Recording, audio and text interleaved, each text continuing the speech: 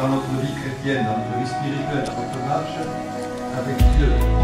Le verbe voir et le nom de la vue est aussi employé autant de fois, si ce n'est plus encore, dans la parole de Dieu. Donc c'est une indication de la fréquence de l'utilisation de ce mot, c'est une indication de l'importance que ça peut avoir dans notre vie de chaque jour, mais aussi dans notre vie spirituelle, dans notre marche avec Dieu. Un frère que j'aime bien a dit ceci: le combat du regard est le plus important, car il détermine tous les autres combats de la vie. Le combat du regard. On aura l'occasion de voir combien le regard peut être une source de bénédiction, comme il peut devenir aussi une porte d'entrée du péché et de l'égarement. Donc c'est un combat, le regard. Et nous avons besoin de gagner ce combat. Parce que celui qui gagne le combat du regard, eh bien il a gagné le combat aussi de la vie, de la marche avec Dieu. Alors on va, ce soir, on va s'arrêter un moment sur une expérience qui a été vécue au début de la création par Adam et Ève.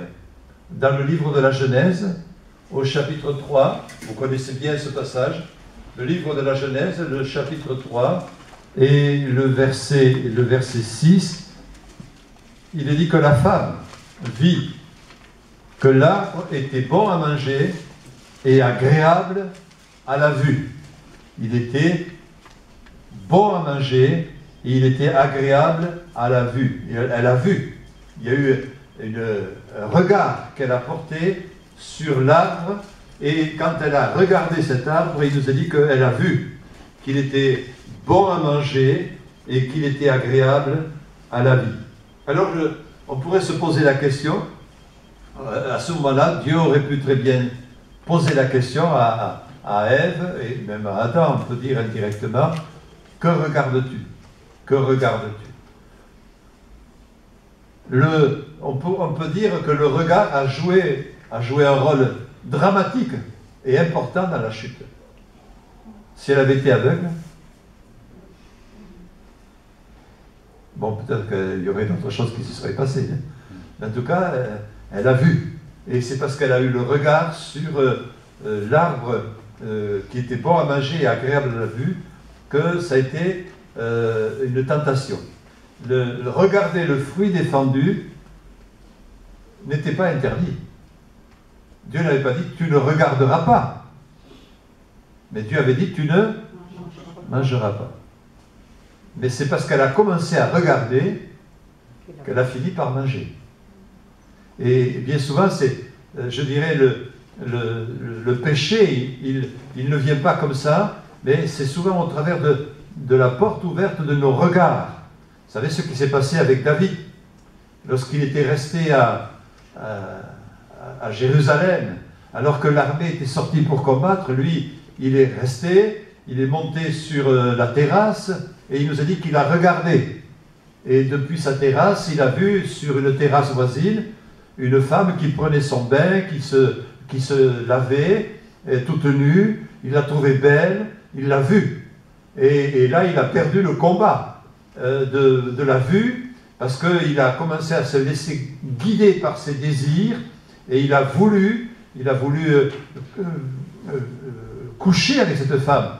Et il a eu une relation adultère avec Bathsheba. Et ça a commencé comment? Ça a commencé avec la vue.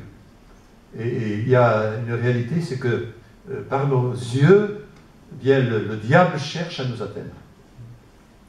Le diable cherche à nous atteindre par la vue, par nos yeux. Plus on regarde ce qui est défendu, et plus on a envie d'y toucher, et plus on a envie d'y goûter. C'est ce qui s'est passé avec Ève. À force de le regarder, elle a dit « Oh, qu'il est beau, qu'il doit être bon à manger ».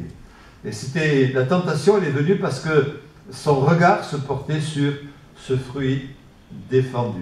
On peut toujours accuser le diable. le tentateur, d'avoir séduit Ève. On peut dire, oui, il est venu, il a séduit Ève. Mais si Adam et Ève s'étaient tenus éloignés de cet arbre, ils n'auraient pas été séduits par le diable. En tout cas, par cette occasion-là. Mais le jardin était grand. Le jardin était immense.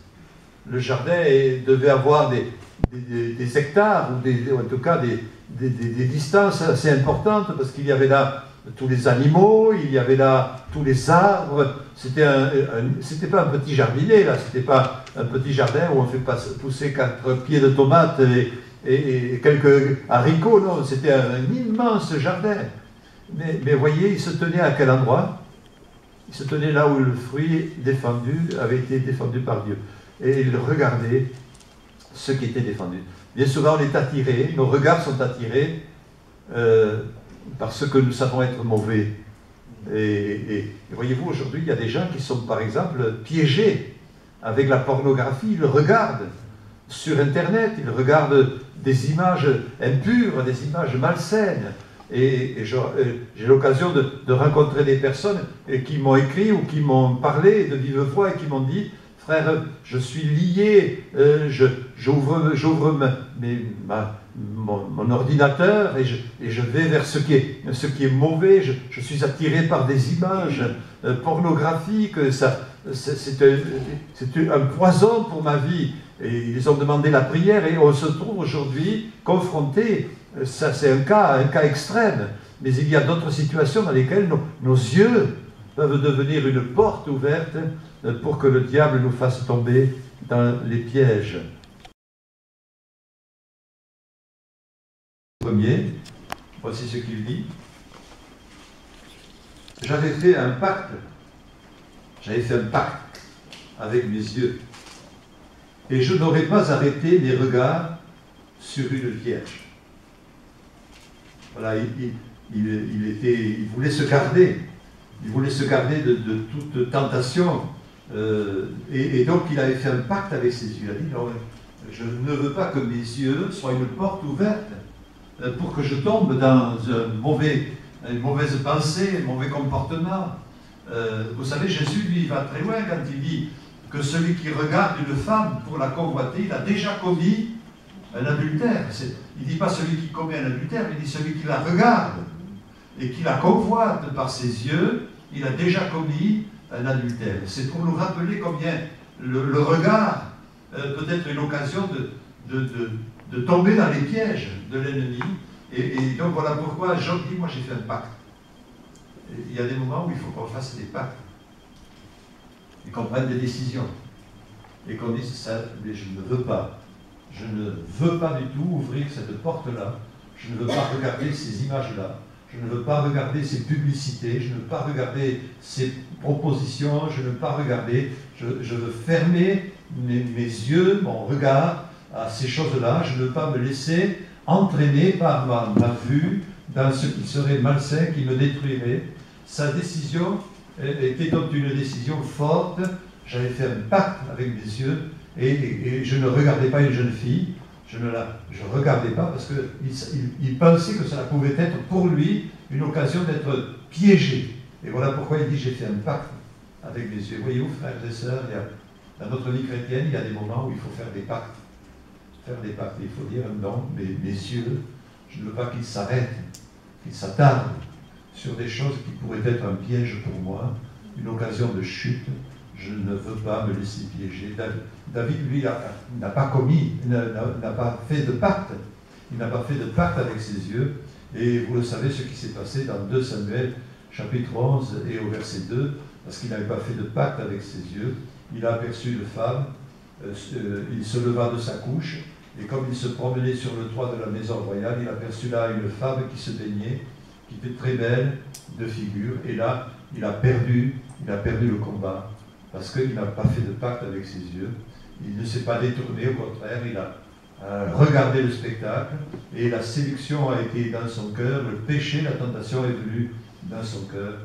Il a vu que le fruit défendu était agréable à voir, et il l'a tellement regardé qu'il a voulu aussi le manger. Et malheureusement, ça a été un moment difficile et un piège pour sa vie. Nombreux sont ceux qui, ayant fixé des regards de convoitise sur des objets ou des personnes, sont tombés dans divers pièges. Soupir après les coups en eau, mon âme soupire après toi, comme le sel. Soupir après les coups en eau, mon âme soupire après toi.